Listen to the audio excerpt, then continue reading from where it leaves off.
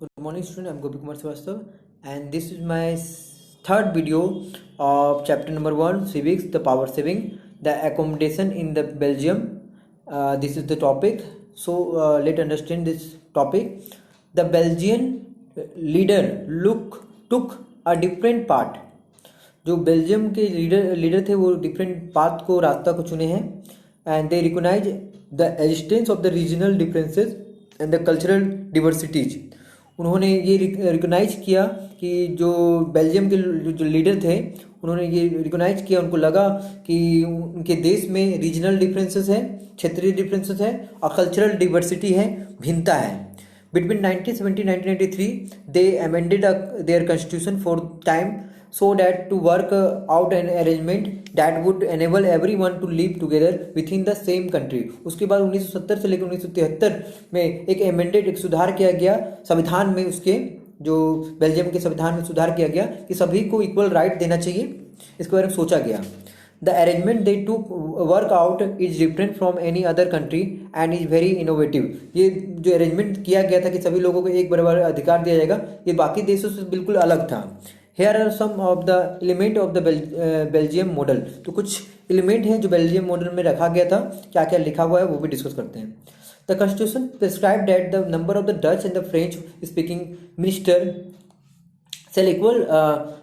Cell be the equal in the central government. मतलब यहाँ पे बोला गया चाहे वो फ्रेंच कम्युनिटी हो या फ्रेंच डच कम्युनिटी स्पीकिंग हो, मतलब जो भी लैंग्वेज बोलता हो, डच बोलता हो या फ्रेंच बोलता हो, सबको जो लॉ में या सेंट्रल गवर्नमेंट में इक्वल अधिकार दिया जाएगा।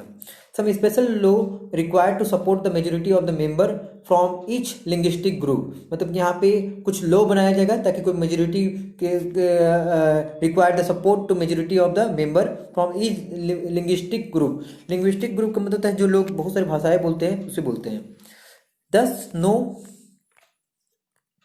No single community can make decision unilaterally. तो इसमें ऐसा लॉ बनाया जाएगा ताकि कोई सिंगल जो मेजोरिटी है वो एक अकेला कोई डिसीजन ना ले पाए, दोनों मिलकर ले।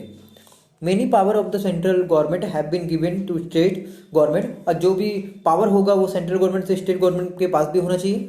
Of the two region of the country the state government are not sub coordinated to the central government. और यहाँ पे ये लिखा गया है कि जो स्टेट गवर्नमेंट है वो सब कोऑर्डिनेट नहीं रहेगा सेंट्रल गवर्नमेंट के साथ। The Brussels has a separate government in which both the community have equal representative. अब ब्रुसेल का सेपरेट गवर्नमेंट होना चाहिए और दोनों का चाहे वो फ्रेंच हो या डच हो, दोनों का एक रिप्रेजेंटेटिव भी वहाँ खड़ा होना चाहिए, मतलब एक लीडर भी होना चाहिए। French speaking people accepted the equal representation in the Brussels because the Dutch speaking community has accepted the equal representation in the central government. तो यहाँ पे जो फ्रेंच और डच है दोनों मान गए कि हाँ रिप्रेजेंटेटिव हम लोग का इक्वल होगा। ठीक है, चलिए उसके बाद हमारे पास है apart from the central and the state government there is a third kind of government.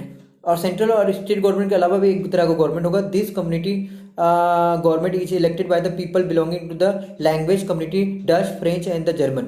तो इनके अलावा भी एक गवर्नमेंट होगा जो तीनों को द्वारा चुने जाएंगे, चाहे वो डच हो, फ्रेंच हो या जर्मन हो। No matter where they live, ये भी मैटर नहीं करता कि कहाँ वो रहते हैं। This government has also the power regarding the cultural, educational and language related issue.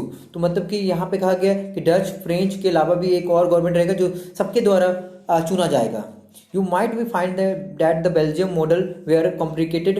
Indeed, it is very complicated even for the people living in the Belgium.